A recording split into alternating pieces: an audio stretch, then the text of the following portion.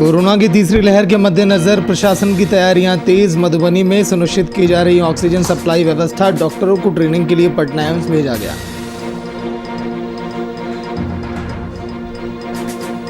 बिहार की शिक्षा मंत्री ने स्कूल कॉलेज खुलने की दिए संकेत। 6 जुलाई से राज्य में खुल सकते हैं शिक्षण संस्थान। स्कूल खोलने की गाइडलाइंस होगी जारी।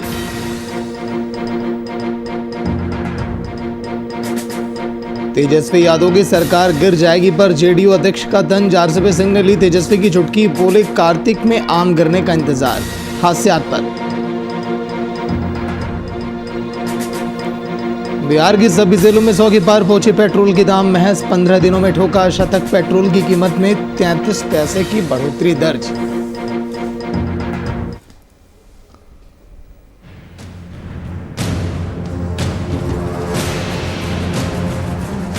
सबके लिए सप्ताह में 2 बार किसी भी वैक्सीनेशन सेंटर में जाकर वहां के कार्यकर्ताओं को प्रेरित करना और लोगों को वैक्सीनेशन के लिए प्रेरित करना, ये हमारा काम होगा। यह हमको हर सप्ताह दिसंबर तक करना है ताकि एक भी व्यक्ति इससे छूट न जाए और हमारा बूथ कोरोना मुक्त हो जाए और वैक्सीनेशन युक्त हो जाए।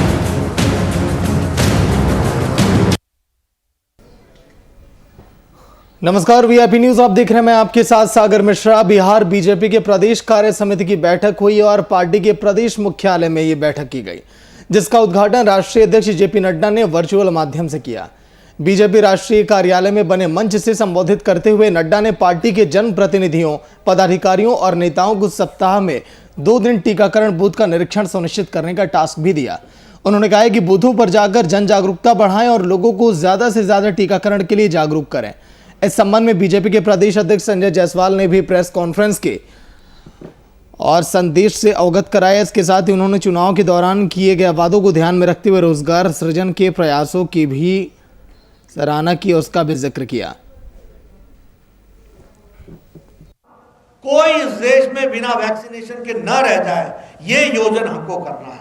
और इसलिए मैं आपसे निवेदन करना चाहूंगा, हमारे चुने हुए प्रतिनिधि, हमारे एमपी, हमारे मिनिस्टर, हमारे स्टेट मिनिस्टर्स, हमारे एमएलए, हमारे जिला परिषद के सदस्य, हमारे ग्राम पंचायत के सदस्य, सबके लिए सप्ताह में 2 बार किसी भी वैक्सीनेशन सेंटर में जाकर वहां के कार्यकर्ताओं को प्रेरित करना और लोगों को वैक्सीनेशन के लिए प्रेरित करना, यह हमारा काम होगा। यह हमको हर सप्ताह दिसंबर तक करना है ताकि एक भी व्यक्ति इससे छूट न जाए और हमारा बूथ कोरोना मुक्त हो जाए और वैक्सीनेशन युक्त हो जाए। इसके लिए हमको काम करना पड़ेगा, इसके लिए हमको जुड़ना पड़ेगा। भारतीय जनता पार्टी की आज सेमी वर्चुअल प्रदेश कार्य समिति हुई है।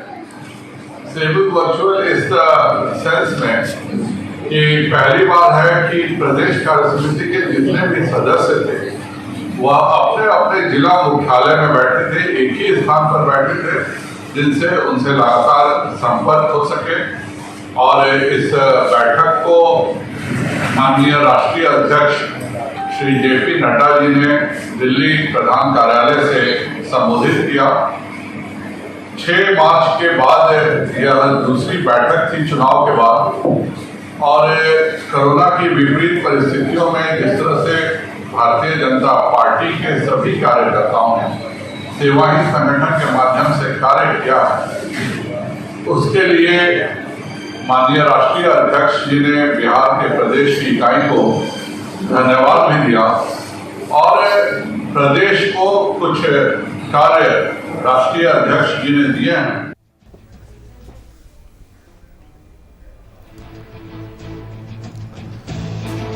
तो चलिए, आज के दिन लाइव डिबेट शो में प्रतिमा कुमारी कांग्रेस के विधायक विनोद शर्मा बीजेपी से लाइव डिबेट में बैठे हुए हैं। सबसे पहले विनोद जी आपके पास आऊंगा। कल के दिन जो जेपी नड्डा ने जो बूस्टर दिया है,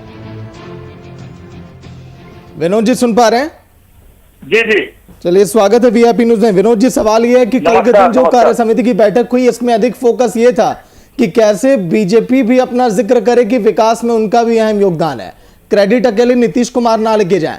क्या ये पूरी रणनीतियां अब आगे तैयार की गई हैं इसके लिए कार्य समिति की बैठक में? विनोद जी देखिए, निश्चित रूप से भारतीय जनता पार्टी सेवाहीन संगठन की भावना से काम करती है और लगातार अनवरत सरकार में रहे न रहे सेवा भाव से ही काम करती रही है। हमारे राष्ट्रीय अध्यक्ष जेपी नड्डा जी ने इस मूल मंत्र को दिया है और उसी हिसाब से हमने इस कोरोना काल में 30,000 परिवारों के बीच में जाकर के उनकी सेवा की है, उनको प्रेरित किया है, उनको मास्क वितरण किया है, उन्हें भोजन की व्यवस्था की है। और जो आप अभी चर्चा कर रहे थे कि प्रत्येक सप्ताह में 2 दिन हर एक कार्यकर्ता को बूथों पर जाकर के लोगों से मिलना है, प्रेरित करना है कि आप कोविड वैक्सीन लें और अपने को सुरक्षित रखें, जो हमारे प्रधानमंत्री का आह्वान है। और लगातार जो भी प्रधानमंत्री की योजनाएं चल रही है राज्य में, उसका भी मॉनिटरिंग करने का हम लोग को निर्देश दिया गया है कि बाहर से उसकी देख रेख करें, उसकी जानकारी सरकार को दे और जहां जनता को दिखते हो उसको सहयोग करें, उनके साथ खड़े हों।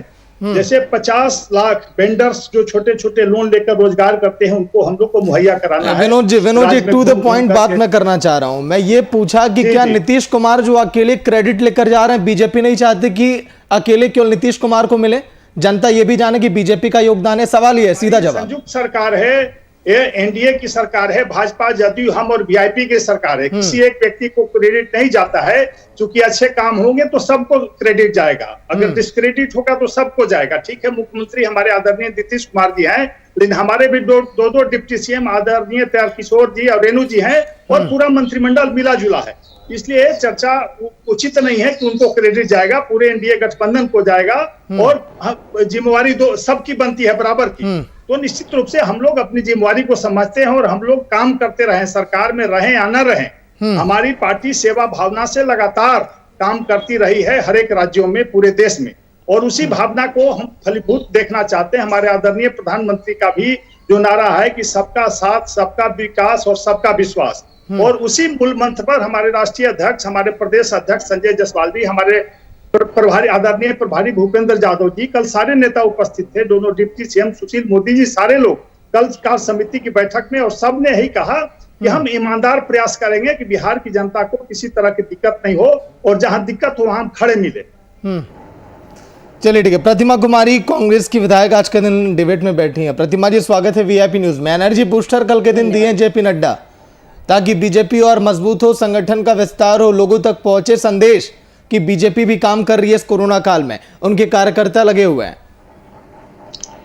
जिस तरह से कोरोना काल में इनका चेहरा, जो असली चेहरा था, वो जनता के सामने आ गई है और इस वजह से ये लोग काफी घबराए हुए हैं और अपनी स्वच्छ छवि को जनता के सामने प्रदर्शित करने के लिए कार्य समिति की बैठक करके और अपने कार्यकर्ताओं को ट्रेनिंग दी जा रही कि फिर कैसे जनता के सामने झूठ बोलना है। जी, सेवा भाव के नाम से हम आए। अभी मैं दिल्ली से आई हूँ, दिल्ली में गई थी, वहां देखी कि हर जगह बहुत बड़े बड़े होर्डिंग बैनर माननीय प्रधानमंत्री जी ने अपना और योगी जी का लगा के रखा है। जब आप महागठबंधन की बात करते हैं तो केंद्र में आपके साथ बहुत से दल हैं, आप उन नेताओं का भी तस्वीर क्यों नहीं उस पोस्टर में लगाते हैं जो आपके सहयोग में है? आखिर कोरोना में उनका भी तो सहयोग आपको मिला था, लेकिन आपने इतना सहयोग जनता का किया कि गंगा में अभी भी नदी में अभी भी लाश बह रहे हैं, खासतौर से प्रयागराज में अभी भी आप जाके देख सकते हैं कि वहां पे मौतें हो रही हैं और लोग उसका सही से हिंदू रीति रिवाज से दाह संस्कार नहीं कर रहे हैं, अभी भी लाश गंगा में बह रही है। तो ये तो इनका विकास है। और अब कार्य समिति की बैठक है तो ये रूटीन बैठक है, ये कोई सेवा के लिए नहीं है, बल्कि उत्तराखंड में। प्रतिमा जी, अहम सवाल है आपका, इस पर पहले जवाब ले लूं विनोद जी से। विनोद जी बताइए, एनडीए के गठबंधन में और भी तो सरकारें हैं सर, चाहे हम केंद्र की बात करें, यूपी की हम बात करें, तो वहां पर और लोगों का जिक्र आप क्यों नहीं कर देते? अगर बिहार में नीतीश कुमार क्रेडिट ले रहे हैं तो फिर वहां पर दिक्कत क्या हो रही है? न प्रतिमा जी को मैं बताना चाहूंगा कि जो दिल्ली में पोस्टर देख के आ रही हैं वो उत्तर प्रदेश सरकार का है, न कि भारत सरकार का है। सभी राज्य के मुख्यमंत्रियों को स्वतंत्रता है कि अपना वो पोस्टर लगा सकते हैं, उसमें प्रधानमंत्री का पोस्टर निश्चित होगा, तो उसके लिए स्वतंत्रता है, आप करें, आपको कहीं नहीं रोका। आपके राज्यों में हमने कहीं नहीं रोका है। बिहार में भी आदरणीय मुख्यमंत्री का पोस्टर हमारा सब जगह लगा हुआ है। तो ये तो किसी भी राज्य सरकार को स्वतंत्रता है प्रचार प्रसार के लिए, कोविड के प्रचार प्रसार के लिए। पटना के भी सभी चौक चौराहा पर आप देखें कि आदरणीय मुख्यमंत्री जी का लगा हुआ है कि आप मास्क लगाए, हाथ साफ रखें और वैक्सीन ले, तो वो तो सब जगह है। लेकिन प्रधानमंत्री ने जो काम करके दिखाया है उसको आप झुठला नहीं सकते हैं। आज जो रेटिंग हुई है पूरे विश्व की, आप देखेंगे कि भारत के प्रधानमंत्री को 1 नंबर का दर्जा मिला है अपने कार्यों के चलते, अपने ईमानदार प्रयासों के चलते। तो आप ठीक है, आप विपक्ष में है, आप क्या फर्ज बनता है कि आप आलोचना कीजिए, आप सरकार को कटघरे में कीजिए, लेकिन ईमानदार छवि आपकी तभी बनेगी जब सच्चाई को सामने रखेंगी, अच्छे कार्यों की सराहना करेंगी। और निश्चित रूप से भारत का मान सम्मान पूरे विश्व में बढ़ा है आदरणीय प्रधानमंत्री नरेंद्र मोदी जी के नेतृत्व में, उसको आप झुठला नहीं सकते। ठीक है, आप विरोध करें, उसके लिए कोई रोक नहीं है, लेकिन हम लोग स्वागत करेंगे और जहां कमियां हैं उसको दूर करने का प्रयास करेंगे। बिहार का जहां तक सवाल है, बिहार में हमारी सरकार ने आदरणीय नीतीश कुमार जी के नेतृत्व में, स्वास्थ्य मंत्री मंगल पांडे जी के नेतृत्व में आपने देखा कि कोरोना काल में हमने किस तरह खड़ा होकर जनता की सेवा की है। और दल के लोग, आपके गठबंधन के जो नेता हैं, तेजस्वी जी कहाँ थे और लोग कहाँ थे, आपके जो नेता हैं विधायक दल के अजीत शर्मा जी कहाँ नजर आ रहे थे, चाहे और लोग भी। तो आप इस पर चर्चा मत कीजिए, क्योंकि आप खुद कटघरे में खड़ी हो जाएंगी, क्योंकि जनता सारी बातों को देख रही है और सच्चाई यही है। और हम लोग आज नहीं, हमारी पार्टी 365 दिन 24 घंटे काम करती है। आप कभी भी भाजपा कार्यालय के बगल से गुजरेंगे, क्योंकि मैं भी वहां लगातार जुड़कर काम कर रहा हूं, तो संडे हो या मंडे, क्या विनोद जी ये कार्य समिति की बैठक कहीं ऐसा तो नहीं कि अपनी नाकामियों को छुपाने के लिए आप कर रहे हैं? सुप्रीम कोर्ट, हाई कोर्ट, किसकी फटकार नहीं लगी सर कोरोना काल के दौरान? हमारे संगठन के ये मूल मंत्र है कि हमको काम करना है, नाकामी क्या, हमने वो काम करके अगर कार्य समिति की बैठक हो रही तो बैठक के जरिए ये भी संदेश पहुंचाइए आम जनता तक कि तीसरी लहर के लिए आप कितने तैयार हैं। केंद्र की फटकार, सुप्रीम कोर्ट की फटकार के बाद आप जाकर कहिए, कार्यकर्ता बताएं कि वो लोग निश्चिंत रहें, केंद्र इस बार तैयार है, ऑक्सीजन की दिक्कत नहीं होगी, लोग मरेंगे नहीं, दवाएं मिलेंगी लोगों को, बुलवाएंगे ये एकदम ना, सारी व्यवस्थाएं कर ली गई है। कहा ना कि 650 वेंटिलेटर भारत सरकार ने भेजा है, 4500 4500 ऑक्सीमीटर कंसंट्रेटर भेजा है। विनोद जी, उसी वेंटिलेटर की आप बात कर रहे हैं सर, जिसको चलाने के लिए टेक्नीशियन नहीं है, ऑक्सीजन का उत्पादन, जिसको चलाने के लिए बिहार में वेंटिलेटर धूल फाक रहे हैं, उसी वेंटिलेटर का आप बात कर रहे हैं, उसी वेंटिलेटर की आप बात कर रहे हैं जिसकी पैकिंग अभी तक नहीं खुली है, उसी वेंटिलेटर की आप तारीफ लेना चाह रहे हैं। पहले वाली बात नहीं है। प्रतिमा जी कुछ कह रही हैं, उनके पास पहले मैं जा रहा हूं, फिर आऊंगा आपके पास। विनोद जी होल्ड कर रहा हूं आपको। प्रतिमा जी कुछ और हो रही है, अभी कहीं कोई दिक्कत नहीं आएगी, पिछली बार दिक्कत हुई है। क्योंकि तो मैं कुछ बोलूं, विनोद भैया चुप हो तो मैं कुछ बोलूं। बोलिए प्रतिमा जी, बताइए। जिस तरह से बीजेपी के लोग ये ढिंढोरा पीटने के विश्व में एक पहले पैदान पे है कि हमने बहुत से लोगों को वैक्सीनेशन दिया, इसका सारा श्रेय सकारात्मक भूमिका निभाने वाली कांग्रेस पार्टी की राष्ट्रीय अध्यक्ष श्रीमती सोनिया गांधी जी को जाता है। उन्होंने ही मांग की कि देश में रहने वाले जितने भी लोग हैं उनको फ्री में वैक्सीन मिलना चाहिए। ये लोग तो वैक्सीन बैठ के बेच रहे थे, कहीं पे 2800 में, कहीं 1200 में, कहीं 1400 में। राज्य अपने लोगों को अपने वैक्सीन लगाए, केंद्र अपना लगाए, तो यहाँ तो दुकानदारी चल रही थी वैक्सीन के नाम पे। तो इसका सारा श्रेय जो है श्रीमती सोनिया गांधी जी को जाता है, जो कांग्रेस पार्टी की राष्ट्रीय अध्यक्ष है। रही बात विपक्ष की, तो हमारी पार्टी हमेशा सकारात्मक भूमिका निभाई है। कभी हम लोग धरना, प्रदर्शन, आंदोलन और लोगों को गुमराह करने की कोशिश नहीं की, चाहे पिछले बार का वो कोरोना काल में लॉकडाउन हो, चाहे वर्तमान का समय हो। यदि यही कांग्रेस की सरकार होती, यूपीए की सरकार होती, तो बीजेपी के लोग मदद नहीं बल्कि सड़क पे आकर के सिर्फ धरना, प्रदर्शन और भारत माता की जय का नारा लगाते। जनता की सेवा से इनको कोई लेना देना नहीं, बस कैसे क्रेडिट लिया जाए, कैसे लोगों को बताया जाए कि हम राष्ट्रवादी हैं, बस इसमें सारा समय इनका जाता है। और झूठ बोलने के लिए कार्य समिति की बैठक होती है कि जनता के बीच जाकर के हमें कैसे झूठ बोलना है कि जनता उसमें सच पे भरोसा करे। यदि क्रेडिट देना है तो विपक्ष को भी मिलना चाहिए, और वो उसका सारा श्रेय श्रीमती सोनिया गांधी जी को जाता है, जिन्होंने देश की जनता के लिए फ्री में वैक्सीन की डिमांड की है। लेकिन प्रतिमा जी बताइए, हम दूसरे की कार्य समिति की बैठक और संगठन विस्तार की बात हम कर रहे हैं, लेकिन कांग्रेस इस समय क्या कुछ प्लानिंग कर रही है? क्योंकि आने वाले समय में कई राज्यों में चुनाव है, वो भी बड़े राज्य हैं, मिनी लोकसभा जिसे हम कहते हैं, यूपी के विधानसभा चुनाव को क्या तैयारियां चल रही? क्योंकि संगठन की मजबूती वो दिखाई नहीं दे रही है जो पहले हुआ करती थी, दिन प्रतिदिन टूटती चली जा रही है कांग्रेस। प्रतिमा जी देखिए, कांग्रेस पार्टी, मैंने पहले भी आपके टीवी डिबेट में कहा था कि कांग्रेस पार्टी एक समंदर है, और कांग्रेस से वही टूट के जाते हैं जो क्षणिक लाभ के लिए, अपने व्यक्तिगत लाभ के लिए राजनीति करते हैं। जो समाज सेवा के लिए राजनीति करेंगे, यदि आप जिस परिवार में रहते हैं उस परिवार की आर्थिक स्थिति कमजोर हो जाए, उस परिवार के सामने कोई विपत्ति खड़ी हो जाए, तो क्या उस परिवार को छोड़ के चले जाएंगे? जिस परिवार की वजह से, जिस घर से आपका मान सम्मान जुड़ा हुआ है, जिस परिवार से आपकी पहचान जुड़ी हुई है, तो ऐसा नहीं है कि कांग्रेस से लोग जा रहे हैं वो क्षणिक लाभ के लिए जा रहे हैं। बहुत से लोग हैं, बिहार में भी बहुत लोग गए, उनका भी दशा देखिए कि वो कहाँ है, क्या कर रहे हैं। तो ऐसा नहीं है कि आप कहीं चले जाइएगा तो वहां पे जाकर के आप बहुत कुछ आपको हासिल हो जाएगा। तो हर पार्टी में अपने अपना कार्य लेकिन का पार्टी विस्तार को होता है, नुकसान कार्य तो होगा ना समिति मैम, बैठक 19 सीटों पर तो नहीं सिमटती ना बिहार में। देखिए 19 सीटों पे सिमटने का हो तो आप भी जानते हैं, अभी चल जाइए इलेक्शन कमीशन के साइट पे, वहां बहुत से हमारे उम्मीदवार जीते हुए हैं। ये तो प्रशासनिक रिजल्ट है, ये जनता का रिजल्ट नहीं है। जनता ने तो महागठबंधन को वोट दिया था। यहाँ तो प्रशासन के दबाव में माननीय नीतीश कुमार जी और डबल इंजन की सरकार बनी हुई है, ये सब लोग जानता है। उसकी गवाह मैं खुद हूँ। मैंने 12 बजे रात में रिजल्ट लेकर आया, क्योंकि मेरे विधानसभा क्षेत्र में, मेरे कंस्टिट्यूएंसी में, मेरे जहाँ पे काउंटिंग हो रही थी, वहां पे डीएम एसपी का इतना दबाव था कि उन लोग पे दबाव बनाया जाता है कि इस रिजल्ट को आप मैनिपुलेट कीजिए। लेकिन हमारे वर्कर, हम सब ने मिलकर के अपने रिजल्ट को नहीं, अभी आपने जिक्र किया कि इलेक्शन कमीशन की वेबसाइट पर जाइए, मैं भी खोल लेता हूं वेबसाइट सामने ही। क्या वहां पर सीटें अधिक दिखाई दे रही हैं क्या कांग्रेस देख लीजिए, अभी भोरे का ही देख लीजिए कौन है वहां पे, अभी वर्तमान में कौन है। मैं सिर्फ एक सुरक्षित सीट की बात कर रही हूँ। गोपालगंज का भोरे देख लीजिए। विनोद जी, ये जो क्रेडिट का खेल है सर, इस क्रेडिट के चक्कर में हम भूल जा रहे हैं कि जनता की मांगे क्या है, जनता की परेशानियां क्या हैं। बाढ़ में जनता दौड़ रही है, अपने आशियाने की तलाश में पलायन करने के लिए मजबूर है, रोजगार नहीं है। उन सब पर भी एक बैठक होनी चाहिए, उन सब पर भी एक रोड मैप तैयार किया जाना चाहिए कि बीजेपी इस दिशा में काम करेगी तो क्रेडिट शायद नीतीश कुमार को नहीं, मुझे मिलेगा। नहीं लगता है आपको? देखिए, अभी 2-3 बातें सामने आई।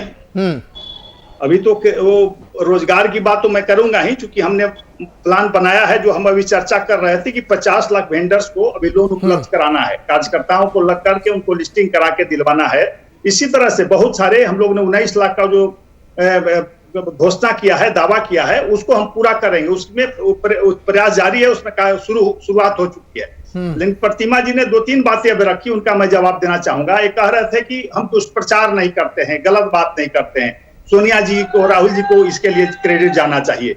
लेकिन देश की जनता देख रही है कि जब वैक्सीन भारत में पहली बार बना, इतिहास में वैक्सीन इतनी जल्दी बना, 20 साल में पोलियो का वैक्सीन कांग्रेस नहीं ला पाई थी। 20 साल के बाद आया पोलियो का वैक्सीन इसी देश में, कांग्रेस के राज में।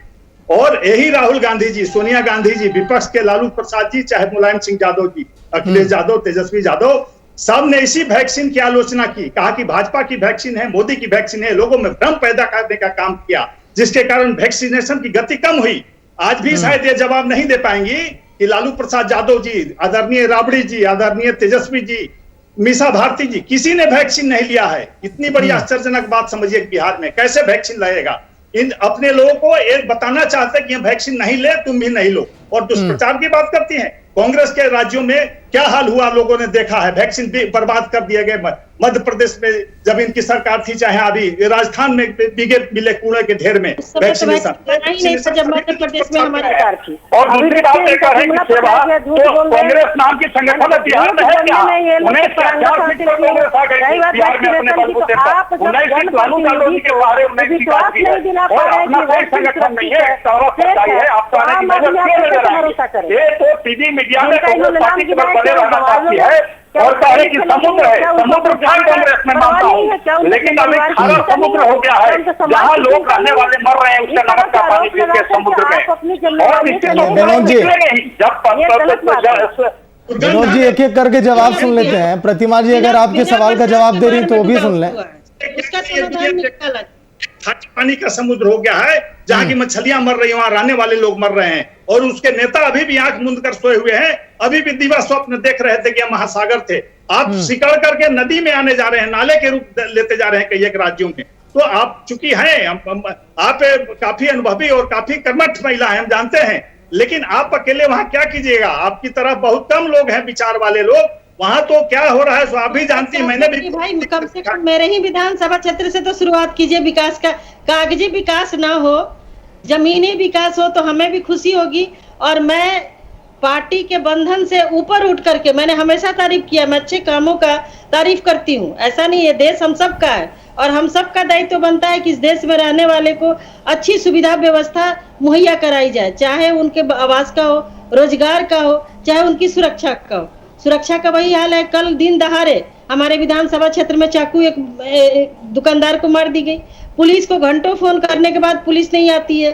गांव में नाला उड़ाई का काम 15 वर्षों से फंसा पड़ा है। आखिर ये सब कौन करेगा? क्यों नहीं आप लोग मॉनिटरिंग कराते हैं? क्यों नहीं देखते हैं? तो यहाँ तो डबल इंजन की सरकार है कि हम क्रेडिट ले इसका भी क्रेडिट लेंगे विनोद जी, जो प्रतिमा जी खामियां बता रही हैं प्रदेश में, जो हत्याएं हो रही हैं, जो अपराध हो रहे हैं, जो संजय जायसवाल जो जेडीयू पर हमला करते हैं। सर सुनिए पहले विनोद जी सवाल तो सुनिए, फिर तो जवाब देंगे। अपने मन से क्या बोलेंगे? उसके लिए वहाँ के लिए थाने हैं, बीडीओ हैं, सीओ हैं, स्थानीय प्रतिनिधि हैं, वहाँ विधायक नहीं, तो ये भी आप बोलिए ना सर कार्य समिति की बैठक में विनोद जी, जो भी घटना जब बैठक हो तो ये भी आप बोलिए कि अपराध पर जो संजय जायसवाल बोलते हैं अगर थाना सहयोग ये गलत है, हमारी भी उसमें दोष है, हमारी भी गलती है। उसमें भी कहिए कि इस अपराध के पीछे मैं भी क्रेडिट लूंगा। अपराध का भी क्रेडिट मेरे पर आता है, महंगाई का भी क्रेडिट मेरे पर आता है। बिहार में अगर 100 के पार अगर पेट्रोल डीजल के दाम है तो उसका भी क्रेडिट मैं ही लूंगा, अकेले नीतीश कुमार नहीं लेंगे। ये क्यों नहीं बताते हैं? सरकार में है तो सारे कामों का क्रेडिट डिस्क्रेडिट आता है, इससे हम नहीं भाग सकते हैं। तो हम काम करेंगे, उसका सामने चर्चा होगी, उस पर लोगों की नजर जाएगी। लेकिन हमारा जो प्रयास रहा है सरकार का ईमानदार, पेट्रोल आप ये नहीं बात कर रहे हैं किसान निधि योजना, भारत स्वास्थ्य निधि योजना 5 लाख गरीबों को जो इलाज के लिए दिया जा रहा है, किसी वर्ल्ड में किसी कंट्री में नहीं है, किसी देश ने नहीं दे रहा है। तो आप कहां से हम ला रहे हैं? इस पर भी चर्चा होनी चाहिए। आखिर हम ये जन कल्याणकारी योजनाएं जो भारत में चला रहे हैं बड़े व्यापक पैमाने पर, जो वर्ल्ड में कहीं नहीं चलता है, तो कहीं ना कहीं इसमें राजस्व लिया जाता है। और हमने बहुत जगह इसके बारे में भी चर्चा होनी चाहिए। हमारी में पेट्रोल के दाम बढ़ रहे हैं तो कोई आश्चर्यजनक नहीं है, पहले भी बढ़ते थे, लेकिन उसके बाद भी हमारी सरकार चिंतित है। 61 बैरल दाम कम हुए पेट्रोल के, अंतर्राष्ट्रीय कीमत जिसका आप हवाला देते हैं उठाकर देखिए, पिछले 1 सालों में 22 रुपए दाम बढ़ा है पेट्रोल का।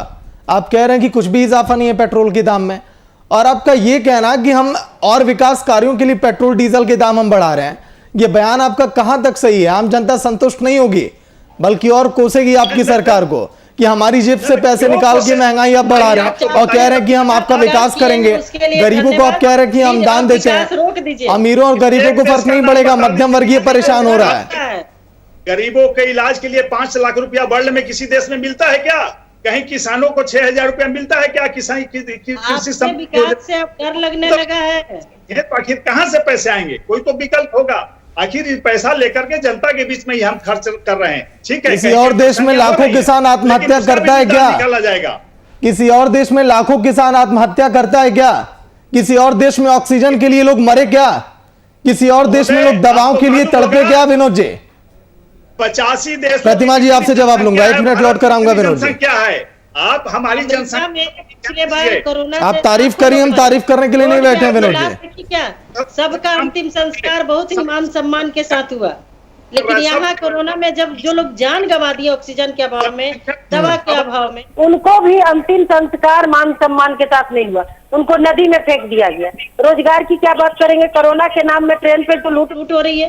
राजधानी जैसे जिसका नाम बदल दिया गया, उतनी बड़ी ट्रेन में जो वीआईपी लोग चलते, चाहे कोई भी आम आदमी, भाड़ा आपको दे रहे हैं प्लेन का, उनको सुविधा मिल रही है जनरल कैटेगरी की। आपको चाय जो फ्री में मिलता था उसका पैसा आप ले रहे हैं, लेकिन चाय का दाम ले रहे हैं 10 रुपया। 10 बजे रात तक वेंडर जनरल बोगी की तरह घूमते रहते, चाय ले लो, नाश्ता ले लो, खाना ले लो, ना बेडशीट मिल रहा है, ना तकिया का कब, ना पीलो मिल रहा है, ना पर्दा लगा हुआ, सारा प्राइवेसी खत्म हो गया, सुरक्षा खत्म हो गया ट्रेन का। तो कोरोना के नाम पे कितना लूटिएगा?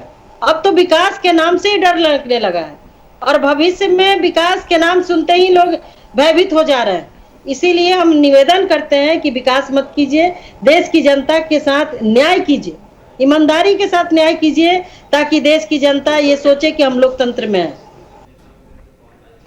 चलिए फाइनल कमेंट विनोद जी आपका। कार्य समिति की बैठक में जो हुआ वो तो अलग बात है, संगठन का विस्तार आप करवा रहे हैं, बीजेपी का बखाना आप चाह रहे हैं कि जन जन के बीच जाकर हो, लेकिन थर्ड वेव अब दस्तक दे रही है। रणदीप गुलेरिया लगातार ये कह रहे हैं कि बहुत अधिक सिस्टम को मजबूत करना होगा, उसके लिए कितनी तैयारी कर रहे हैं?